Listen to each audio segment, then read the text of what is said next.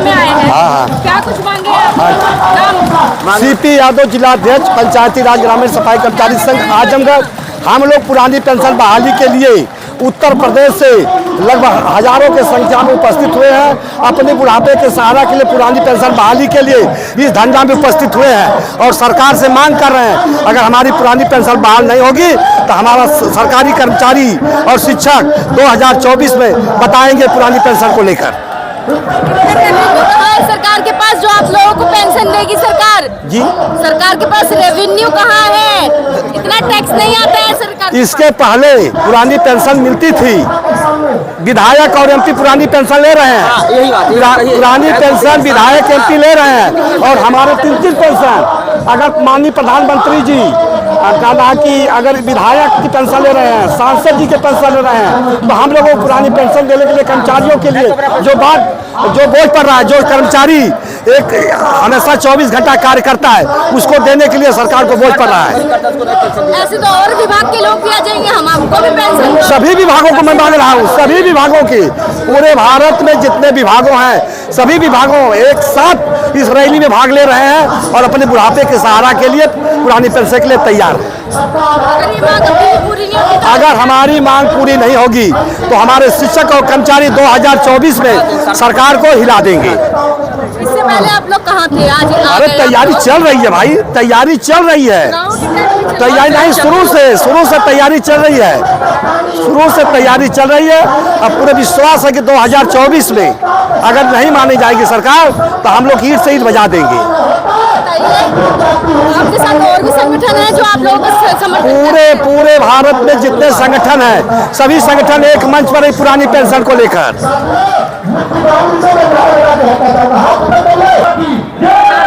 रोशनलाल, जिलाध्यक्ष उत्तर प्रदेश पंचायती राज ग्रामीण सफाई कर्मचारी संघ जनपद शाखा गाजीपुर। यहाँ पर हम लोग पुरानी पेंशन बहाली जो देश और प्रदेश के कर्मचारियों की बुढ़ापे की लाठी है उसकी बहाली के लिए माननीय प्रधानमंत्री जी से अपनी बात रखने के लिए और पुरानी पेंशन बहाली के लिए हम लोग यहाँ अपनी बात रखने के लिए यहाँ पर हजारों की संख्या में जनपद गाजीपुर से कर्मचारी आए हैं और यूपी से लगभग 50,000 के संख्या में यहाँ कर्मचारी आए हुए हैं। अगर हमारी मांग अगर पूरी नहीं होती है तो हम लोग 2024 के चुनाव में जो देश और प्रदेश के कर्मचारी हैं अपनी एकता, अखंडता और एकजुटता को दिखाते हुए सरकार को प्रभावित करने का काम करेंगे और चुनावों का प्रभाव पड़ेगा इस पर? निश्चित रूप से इस पर प्रभाव पड़ेगा।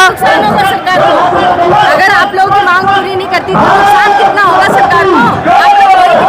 नहीं, अभी हम लोगों ने अभी नुकसान होगा। देश में लगभग 60 लाख कर्मचारी हैं, देश में लगभग 60 लाख कर्मचारी हैं और एक एक कर्मचारी कम से कम 5-5 वोट को प्रभावित करने की क्षमता रखते हैं और ये 5-5 उनके परिवार में वोट हैं और वो 5-5 परिवार के लोग और भी अपने जो है कि दोस्त मित्र रिश्तेदार नातेदार को जोड़ करके और सरकार को प्रभावित करने का काम करेंगे। मैसेज देना चाहोगे तमाम कर्मचारी? हम अभी भी जो यहाँ साथी नहीं आए हैं, जितने भी शिक्षक कर्मचारी नहीं आए, मैं सभी से मैं अपील करना चाहता हूँ कि पुरानी पेंशन ही हमारी बुढ़ापे की लाठी है, पुरानी पेंशन ही हमारा हक है, हमारा सम्मान है, हमारा मान है, अभिमान है और इसके लिए आप सभी लोगों को अपने घरों से निकलना होगा, अपने घर से निकल करके पुरानी पेंशन की आवाज को बुलंद करना होगा, तभी यह सरकार, गूंगी बहरी सरकार हमारी आवाज को यह सुनने के लिए बाध्य होगी और हमारी जो मांग, जो जेन्युइन मांग है, जो एक मांग है, एक ही मांग, एक ही नारा, पुरानी पेंशन हक है हमारा, इस नारे के साथ हम लोग इस आंदोलन में शामिल हैं। सबका साथ सबका विकास, सबका साथ सबका विकास अगर सरकार कह रही है तो सरकार जो है कि सरकार में बैठे हुए माननीय मंत्री जी लोग खुद तो पुरानी पेंशन लेते हैं, कुछ समय के लिए, अल्पकालीन समय के लिए वो शपथ ग्रहण करते हैं, आजीवन पुरानी पेंशन का लाभ लेते हैं। उसी तरह से जितने भी शिक्षक की संख्या भी तो कम है, नहीं विधायकों की संख्या कितनी सारी है? नहीं, विधायक सांसदों की संख्या कम है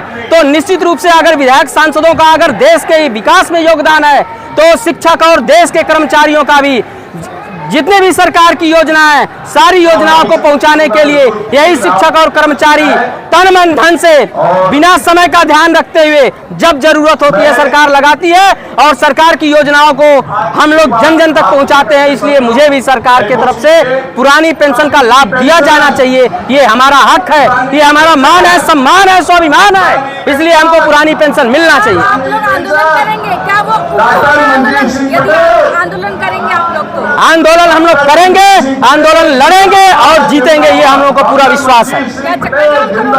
चक्का जाम करेंगे, जरूरत पड़ेगी रोड जाम करेंगे, जरूरत पड़ेगी ट्रेन रोकेंगे और जिस तरह के भी आंदोलन की जरूरत पड़ेगी उस तरह के आंदोलन की रणनीति हम लोग देश प्रदेश के शिक्षक कर्मचारियों के जो नेता हैं उनके निर्देशन में हम लोग अपनी पुरानी पेंशन की आवाज को बुलंद करने का काम करेंगे। मैडम आप बिहार से आई हैं, आप बिहार महिला है, महिला सशक्तिकरण की बात करती है मोदी सरकार और इस समय जो है महिला जो है नई दिल्ली की रोडों पर खड़ी है, क्या कुछ कहना चाहेंगे? देखिए, मेरा नाम बिमला सिन्हा भारती है। मैं हम प्रदेश से महामंत्री हैं और अखिलीय भारती से फिर हम प्रदेश अध्यक्ष हैं। हम कहना चाहते हैं कि जो विधायक एमपी जो हमारे कोढ़िया लुल्ला लंगड़ा बनाता है, जो आदमी अनपढ़ कम पढ़े हुए व्यक्ति ऊपर करके जाती है तो एमपी या विधायक बन गया और उसको पेंशन लागू हो गया। और जो हमारे शिक्षक हो, कर्मचारी हो, जो भी हमारे हो व्यक्ति जो कर्मचारी हैं, पेंशनधारी हो, उसके खेत बेच के, घर बेच के, जमीन बेच के जो पढ़ाई किया और नौकरी लिया उसके पेंशन बंद कर दिया जाता है। आप मांग कर रही कि पेंशन लागू की जाए।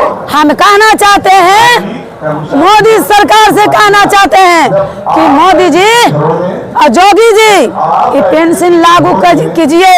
हमारा सारा इंडिया तैयार है और नहीं तो 2024 में आपको सत्ता के उखाड़ फेंकेंगे। जय हिंद, जय भारत।